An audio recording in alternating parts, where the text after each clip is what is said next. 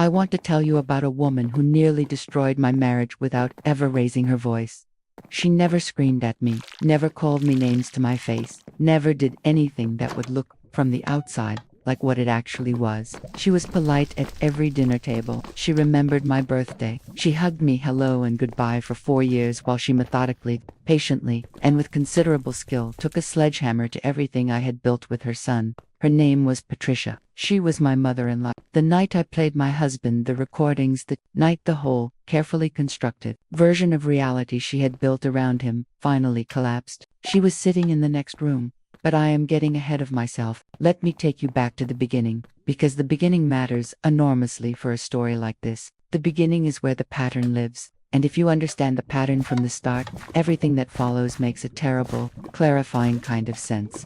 I married my husband James 6 years ago. We were together for 2 years before that, which means I have known Patricia for 8 years in total. 8 years is a long time to watch someone operate, long enough to understand not just what they do, but how they think, long enough to learn the particular architecture of their manipulation and to finally understand how to dismantle it. When James and I first got together, I liked Patricia. I want to be honest about that because it matters. She was warm and welcoming, and she made a real effort with me in those early months in a way that felt genuine. She remembered details, the name of my sister, the project I was working on at the time, the restaurant I had mentioned in passing being fond of. She was the kind of person who pays attention, and being paid attention to feels good, especially when you are new to a family and trying to find your place in it. It was only later that I understood that paying very close attention is an essential skill for a certain kind of person. You cannot manipulate a situation effectively if you do not first understand it completely. The first sign that something was wrong came about 8 months into our relationship. James and I had a small disagreement. I cannot even remember now what it was about. Something trivial, the kind of minor friction that happens in any relationship and means nothing. We resolved it the same evening. We moved on. 2 days later, James came home from visiting his mother with a strange energy, not angry exactly, but careful. He said that his mother had mentioned she was worried about me, that she felt I seemed unhappy in the relationship, that she had noticed something in my manner recently that concerned her. I was confused. I had not seen Patricia in the week preceding this. I asked James what she could possibly have observed. He said she had called me a few days before, and I had apparently seemed cold on the phone, distracted, clipped, not quite myself. He said she was worried I was having second thoughts about us. I remembered the phone call. It had lasted 4 minutes. I had been in the middle of a deadline and had been genuinely distracted. I had apologized at the time, and Patricia had said it was completely fine, not to worry at all. What she had actually done, I now understand, was file that 4-minute phone call away as useful material. I told James his mother had misread a busy afternoon, and that everything was absolutely fine between us. He accepted this, and the moment passed. We moved on. But the moments kept coming. Over the following 2 years, before we got married, there were perhaps a dozen versions of that same conversation. Patricia had noticed something. Patricia was worried about something. Patricia had mentioned, gently, that she wondered whether I was really suited to James's lifestyle, or whether I was perhaps a little too independent for the kind of family life he had always envisioned, or whether my relationship with my own family was something James should perhaps understand better before things got too serious. Each individual instance was minor. Each one was delivered through James, in Patricia's words, as concern. Pure, loving, maternal concern for her son's happiness. Nothing accusatory, nothing direct, just a steady, patient accumulation of small doubts, each one planted with care in the mind of a man who loved his mother and trusted her completely. James was, I should tell you, a genuinely good man. I want to be clear about that because this story could sound like a story about a weak man or a foolish one, and it is neither. James was intelligent, thoughtful, and kind. He simply could not see his mother clearly. He had grown up in a household where Patricia was the absolute center of gravity, where her interpretations of events were always treated as the definitive account, where questioning her concern for the people she loved felt like questioning her love itself. He had never had reason to doubt her in the way this situation required him to doubt her, and so he didn't. He loved her. She used that love with surgical precision. We married, despite everything I had, by the time of our wedding, developed a set of personal strategies for managing Patricia, keeping our interactions brief, making sure James was present for significant conversations, never giving her material by complaining about her to mutual acquaintances, never reacting visibly when something she did or said landed in a way designed to sting. I managed her the way you manage the problem you have accepted as permanent. What I had not yet understood was that accepting her as permanent was exactly what she was counting on. The first year of our marriage was the best year. Patricia was at a slight remove. We had moved to a different part of the city, and the physical distance reduced her access. James was happy. We were building something together. A home, a routine, a life that felt genuinely ours. I let myself relax. I thought, perhaps foolishly, that marriage had changed the calculus somehow, that Patricia had accepted the new order and settled into a version of our relationship that everyone could live with. Then I became pregnant with our daughter, and everything changed. Patricia's interest in our lives, which had been at a manageable simmer for 18 months, came back to a full, rolling boil the moment she found out she was going to be a grandmother. The visits increased. The phone calls to James increased. The gentle observations increased. She had opinions about my birth plan, our choice of hospital, the name we had chosen, the nursery colors, the approach to feeding, the schedule for the first weeks at home. All of these opinions were expressed as helpfulness, as experience, as love, and mixed in among them, so smoothly that I did not see it happening in real time, were the other things. The things that were not about the baby at all. The things that were about me. I only came to understand the full scope of what she had been doing in year 4 of our marriage. But it started, the real, targeted campaign of it, the month our daughter was born, and it would be 2.5 more years before I could prove any of it. The way I discovered the truth was so small and so accidental that I have thought about it many times since, with a particular kind of vertigo, as an example of how completely the wrong person can win if the right moment never arrives. The right moment, in my case, arrived because Patricia forgot that I had changed my phone number. Let me explain. 18 months before the end of this story, I changed my mobile number. I had been getting a significant amount of nuisance calls related to a work situation, and I switched to a new number. I updated my contacts. I sent the new number to everyone I needed to, and I moved on. I sent the new number to Patricia via James. As I tended to do most things related to Patricia, what I did not do was delete the old number from my phone plan. The old number remained active on a secondary SIM that I kept in a drawer, originally intending to cancel it and simply never getting around to it. About 8 months after switching, I put the old SIM into a spare handset I had and checked it out of curiosity, expecting spam. Instead, I found 17 voicemails from Patricia. She had been calling my old number, the one she believed was still active, to leave messages. Messages she believed I was receiving and choosing not to respond to, because from her perspective, I had my phone. I was listening to her voicemails, and I was ignoring them. She had no idea I wasn't getting them at all. Those 17 voicemails were the most clarifying for hours of my life. The first few were innocuous, asking me to call her back about a family event, nothing significant. But by the 4th or 5th message, something shifted. Patricia had concluded incorrectly, based on the false premise that I was receiving and ignoring her calls, that I was deliberately stonewalling her, and so she had dropped the performance. What came through in those later voicemails was not the warm, careful, concerned Patricia that James had always known. It was something else entirely. A woman talking to what she believed was an empty inbox, saying things she would never say to an audience. She talked about the things she had told James, not vaguely specifically. She referenced conversations by date and detail. She said she had told him that I had made a cruel comment about his sister at Christmas 2 years ago, a comment I had never made. She said she had told him that I had complained to a mutual friend about his earning potential before we got married, something I had never done, had never thought, had never felt. She said she had told him that I had been cold and dismissive to his father at a birthday dinner, and that his father had been too proud to mention it, a dinner at which I had been nothing but warm, and at which his father had embraced me at the door.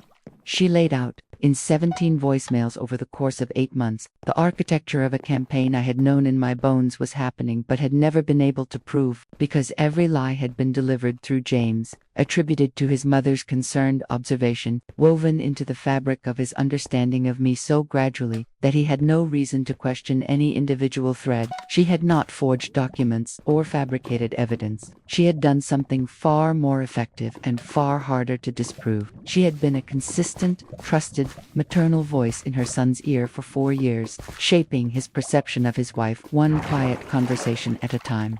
I sat in my car in the driveway for a long time after I listened to the last message. I had suspected this. I had known it, the way you know things that you cannot yet demonstrate to another person. I had raised it with James twice in 4 years.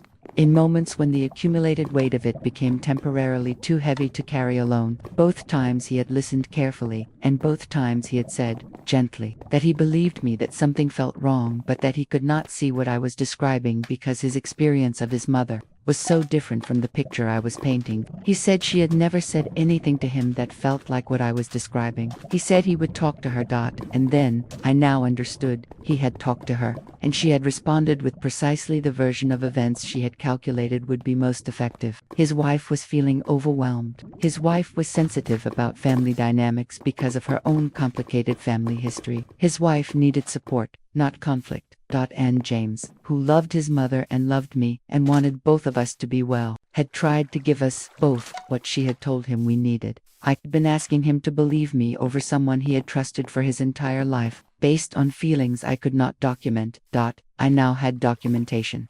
I did not go inside the house immediately. I sat in the car, and I made myself think very carefully about what the right next step was, because I understood the way you understand things when you have been living adjacent to a manipulative person for 4 years, that this moment was delicate. If I handled it wrong, if I went inside and said, look what I found, and presented it in a way that put James immediately on the defensive about his mother, there was a real possibility he would protect her instinctively before he had processed what he was actually hearing. Manipulation at the level Patricia had operated created a kind of psychological dependency in the person being manipulated. You could not simply present the evidence and expect the truth to land cleanly. You had to present it in a way that gave him space to arrive at the truth himself, rather than feeling he was being pushed toward it. I needed to be patient for a little while longer.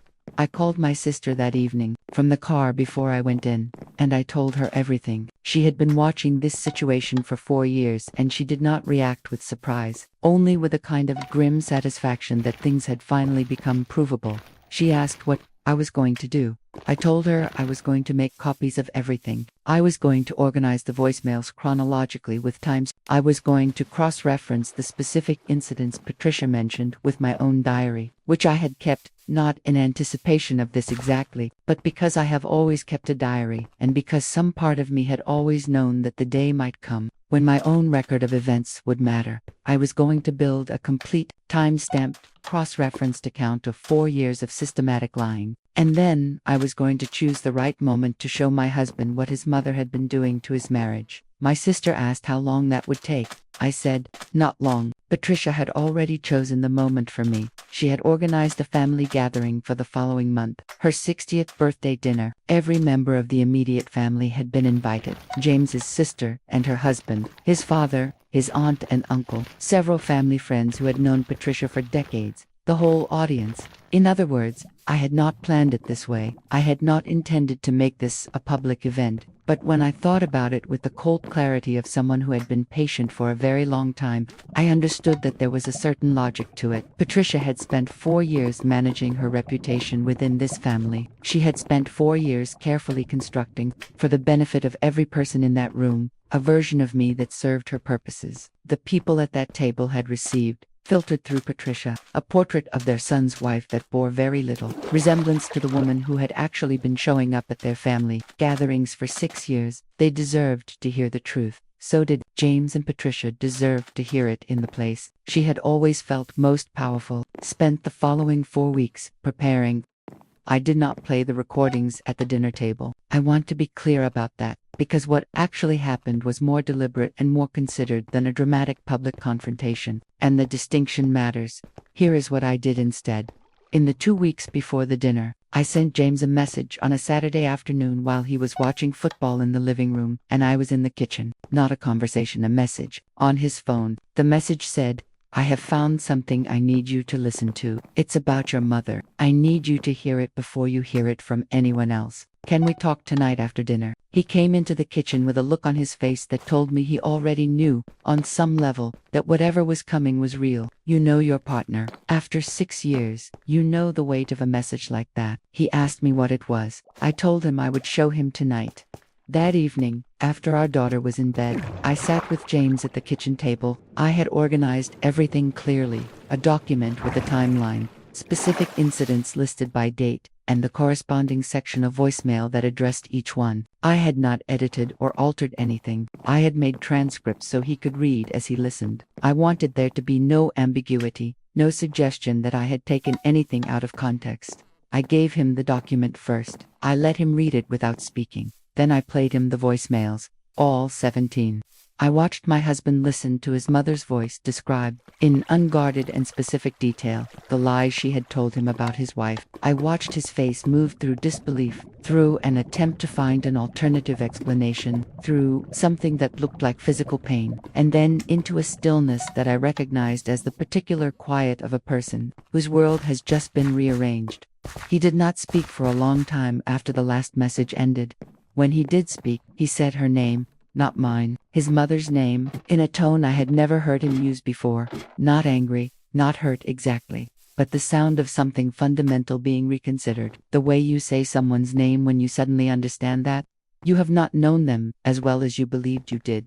I did not say anything. I let him have the silence. This was not a moment that needed my commentary. He needed to arrive here in his own time, and he was arriving. After a while he looked at me and said, "How long have you known?" I told him about the voicemails when I had found them, how many there were, how I had spent the weeks since organizing them. I told him I had not told him sooner, because I had needed time to understand what I was dealing with, and because I had needed to be certain he would hear it properly when I did tell him. He asked why I hadn't said anything sooner, about the campaign itself, about what I had known was happening. I told him, I did, twice. "And you told me you believed me that something felt wrong. But you couldn't see it from where you were standing." He was quiet again. Then he said, "I know, that was the moment I knew we were going to be okay." Not because the conversation was over, it was nowhere near over, but because he said, "I know," rather than defending her. He had arrived at the truth by himself, through his own ears, and there was nothing she could say that would undo what he had heard in her own voice. The birthday dinner was 3 weeks later.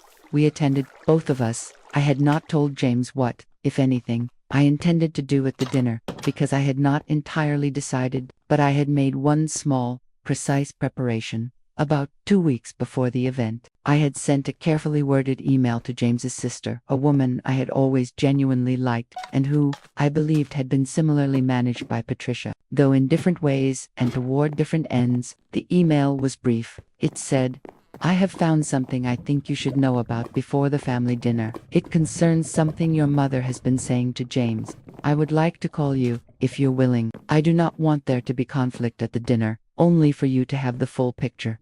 She called me the following day. I played her 3 of the most specific voicemails. I was calm. I did not editorialize. I let her hear what I had heard. She was very quiet for a long moment. Then she said, "She's done similar things to me over the years. I never had proof," she said.